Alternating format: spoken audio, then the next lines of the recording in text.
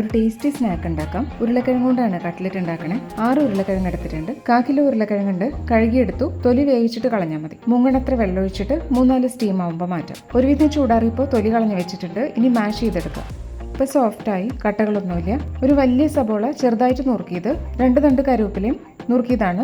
ഗരം മസാലപ്പൊടി 1.5 ടീസ്പൂൺ, കുരുമുളക് പൊടി 1 teaspoon, Kashmiri chilli powder 1 teaspoon, പാകത്തിന് ഉപ്പും ചേർക്കാം. അരിപ്പൊടിയാണിത്, 3 ടേബിൾ സ്പൂൺ എടുത്തിട്ടുണ്ട്.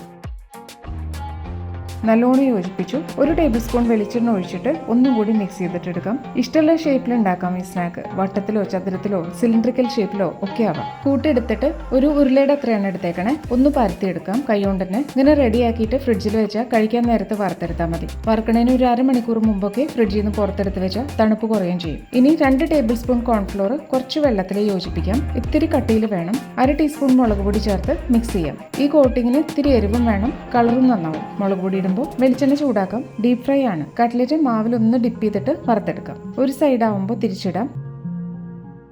അങ്ങനെ ഉരുളക്കിഴങ്ങ് കട്ട്ലറ്റ് റെഡിയായി.